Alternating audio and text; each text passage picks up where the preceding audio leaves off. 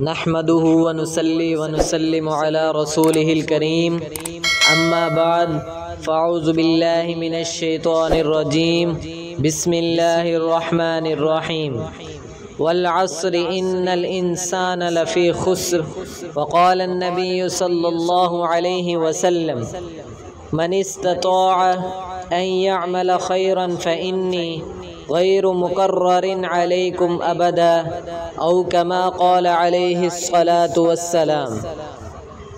فارسی کا شعر ہے، 40 سال عمر عزیز گزشت، مزاج تو حز حال طفلی نگشت، ہم با ہوا اوس ساختی دم با مصالح نہ پرداخی، ممکن تکیہ بر عمر نہ پائیدار، مباش امن از بازی روزگار۔ محترم اساتذہ کرام اور بزم انوار کے ہم مکتب ساتھیوں، السلام علیکم ورحمۃ اللہ وبرکاتہ۔ آج میں آپ حضرات کے سامنے اس محفل سعید کی وساطت سے وقت کی اہمیت کے موضوع پر چند معروضات پیش کرنے کی جسارت چاہتا ہوں۔ سامعین محترم، اس کائنات کے ہر نظام کو اللہ جل شانہ نے وقت کے ساتھ جوڑ رکھا ہے۔ آسمان و زمین، چرند و پرند، جمادات و نباتات، شجر و حجر اور بحر و نہر کی تخلیق بھی وقت کے ساتھ ساتھ وجود پذیر ہوئی، جس پر شاہد خلق السماوات والارض فی 6 ایام کی آیت بے غبار ہے۔ حضرت انسان کی قیمت زندگی بھی وقت کی مستعار ہے، جس پر گواہ اذا جاء اجلہم فلا یستأخرون ساعتا ولا یستقدمون کی آیت آبدار ہے۔ وقت کا لحاظ رکھنے والا شخص ہر قوم و ملت میں صاحب معیار ہے۔ اسلامی احکامات بھی وقت سے پیوست کار ہیں، چاہے نماز ہو یا روزہ ہو، چاہے زکوٰۃ ہو یا حج ہو، سب میں وقت کا اعتبار ہے۔ بلکہ میں تو ایک قدم آگے بڑھ کر کہتا ہوں کہ بے وقت جملہ عبادات و معاملات بھی بیکار ہیں۔ ہاں یہ وہی وقت ہے جسے اہل دانش نے وقت الذہب قرار دیا، یہ وہی وقت ہے جسے باشعور انسانوں نے وقت الحیوات فرمایا ہے، یہ وہی وقت ہے جسے صوفیاء کرام نے وقت السیف قاطع کہہ کر وقت کو 2 دھار تلوار قرار دیا۔ جی ہاں، وقت وہ سرمایہ گرنمایہ ہے جو قدرت کی جانب سے ہر انسان کو یکساں مہیا ہے۔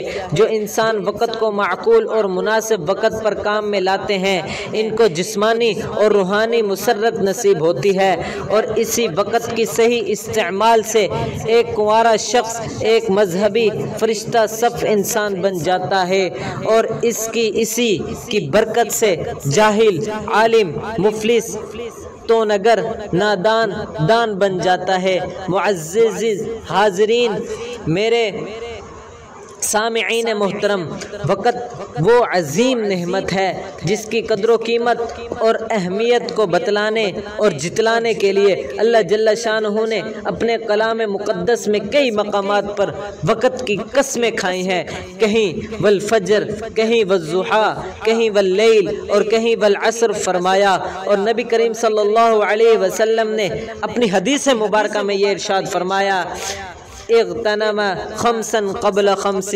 حیاتک قبل موتک، وصحت قبل سقمک، وفراغ قبل شغلک، وشباب قبل حرمک، وغناک قبل فقرک۔ ارشاد فرمایا ہے کہ 5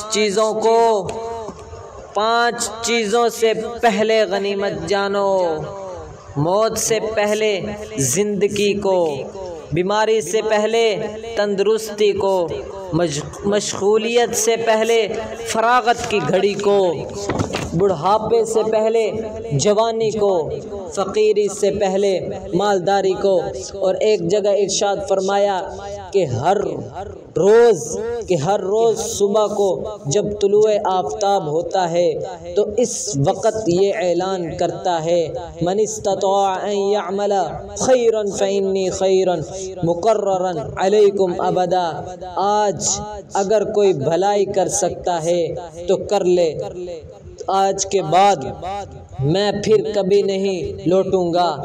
پھر دوبارہ حدیث آپ کے سامنے رکھنے لگا ہوں، آج اگر کوئی بھلائی کر سکتا ہے تو کر لے، آج کے بعد میں پھر کبھی نہیں لوٹوں گا۔ یہ وقت کا کہنا ہے۔ سامعین محترم، وقت افراد اور قوموں کا سرمایہ ہے۔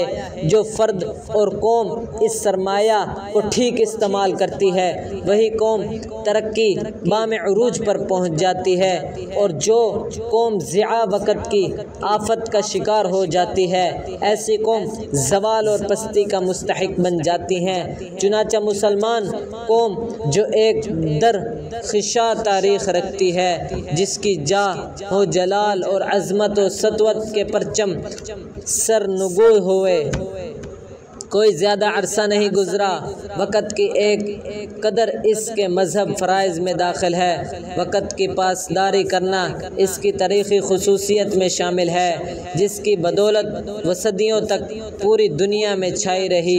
علم و حکمت کے میدانوں میں ترقی کے ذرنے چڑھتی ہے۔ عالم ہو یا معلم، بادشاہ ہو یا گدار، حکمران ہو یا رعایا، سب کے سب اسی کے بل پر کامیابی، کامرانی اور خوشحالی کی راہ پر گامزن رہی۔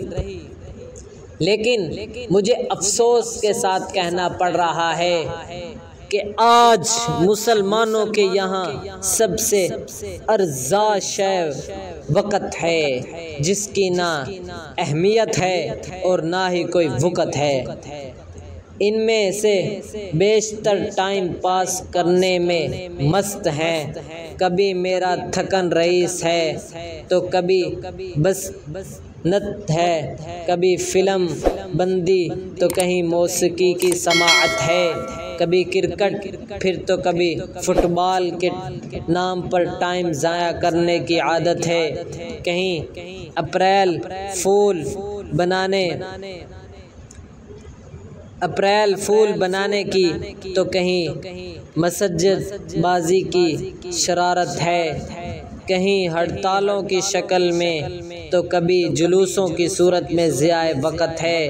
آپ خود بھی دیکھ سکتے ہیں کہ دنیا میں لوگ کہاں چلے گئے ہیں، کتنا وقت ٹائم پاس کر رہے ہیں، وقت کو قیمتی نہیں بنا رہے۔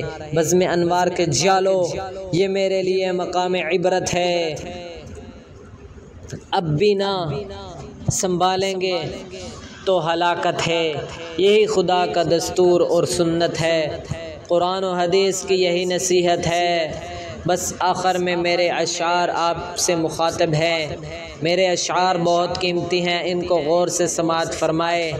اے زاہد منزل سے ہٹو گے تو مٹ جاؤ گے، اے زاہد منزل سے ہٹو گے تو مٹ جاؤ گے، وقت کے دھارے میں رہ ورنہ پھسل جاؤ گے۔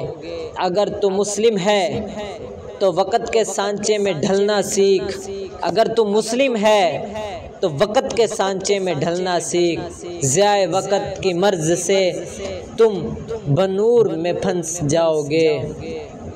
تیرے آب تیرے ابا درشن ستارے تھے، تیرے آباد درخشندہ ستارے تھے، ان کی رحل چل پھر سے انشاءاللہ اللہ تم ہر گردباں سے نکل جائیں گے۔ وما علینا الا البلاغ المبین۔